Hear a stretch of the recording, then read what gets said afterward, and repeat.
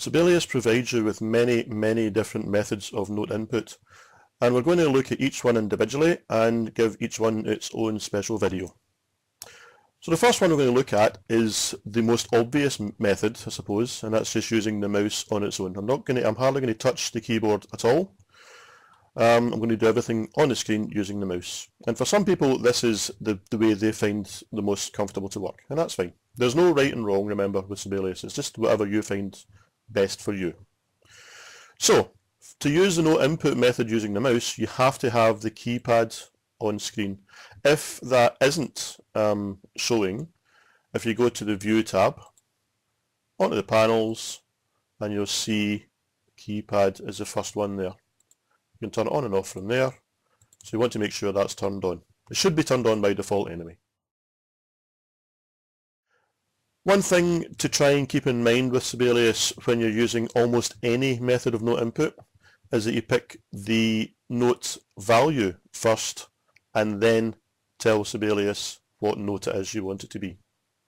Okay, so it's always the note value, then the pitch.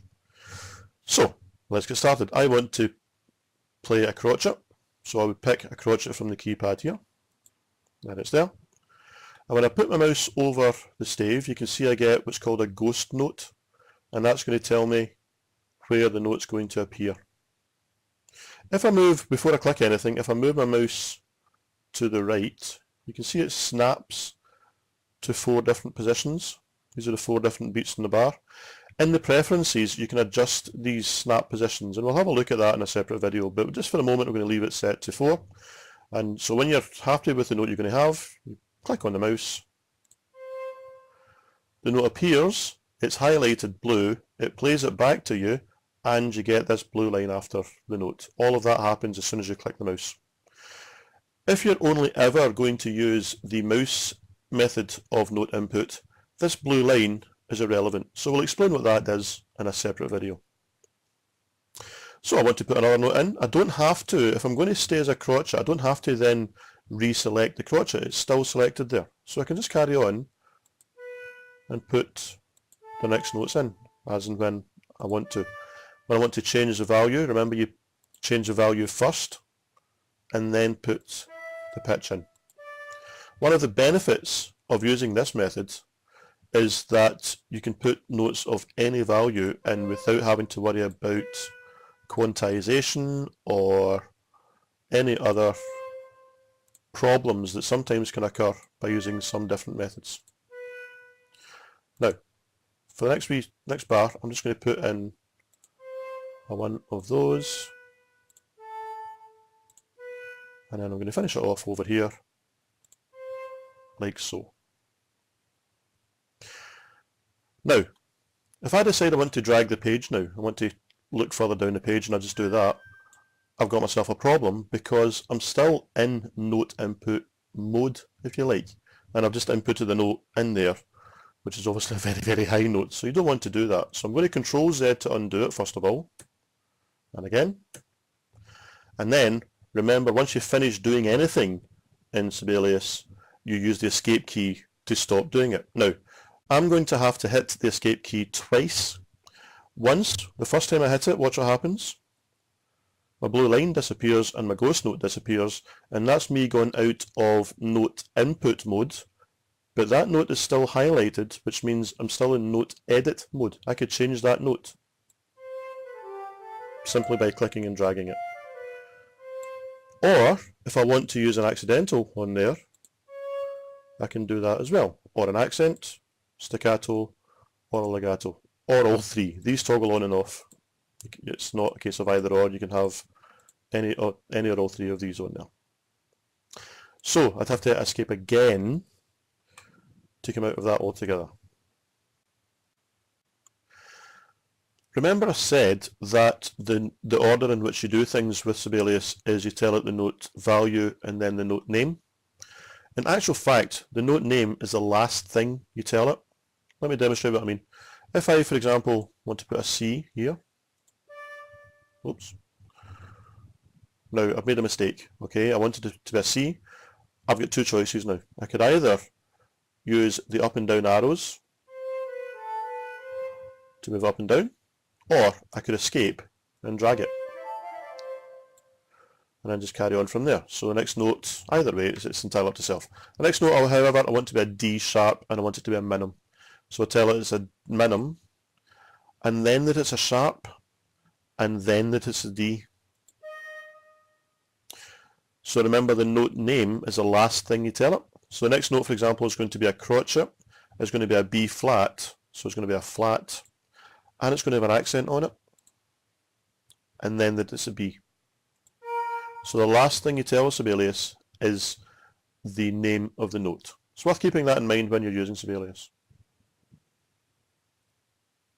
So let me just go through that again a wee bit quicker so you can see what I'm doing. I'm going to put some more notes in down here.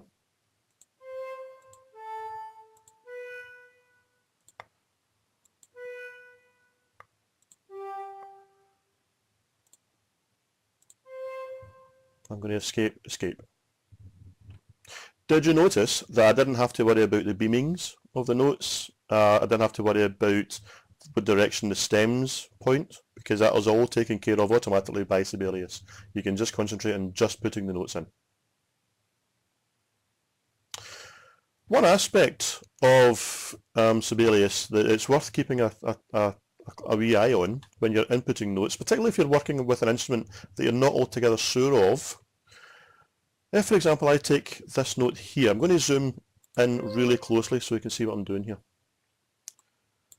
If I take that C and drag it down, watch what happens when I get to the bottom end.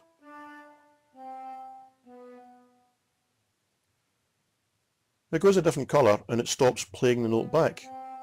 Now what's happened there? Well, if I take that note and play it and click on it, it will play it for me. That's a C. If I take it down a note, it plays it, but if I unhighlight it, you'll see it's gone dark red. If I take the next note,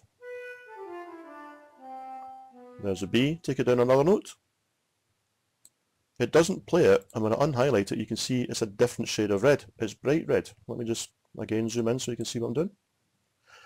This note's dark red, and it plays. This one's bright red, and it doesn't. Sibelius knows the range of all the instruments that it can write music for, and that note there, on some flutes with some flautists, can be played. Remember, we're using Sibelius 7 sounds as the sounds here, so what you're actually hearing is a recording of an actual flute player playing that note. This note here cannot be played by a flute, a normal concert flute. So therefore, that note, Sibelius will write it, but it colours it bright red to let you know that the player cannot play this note. The instrument is not capable of playing it.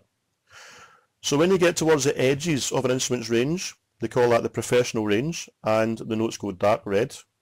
And when you go outside the range altogether, the notes go bright red. That's relevant when we're using, if I go to the Play tab and go to the configuration, you'll see I'm using the Sibelius 7 sounds. If I change that to General MIDI are not recordings of instrumentalists playing the notes. It's computer generated now. So I can take, for example, that note there. It plays it. It's not as nice a sound. This one here also plays it because it's computer generated. I can take that note now.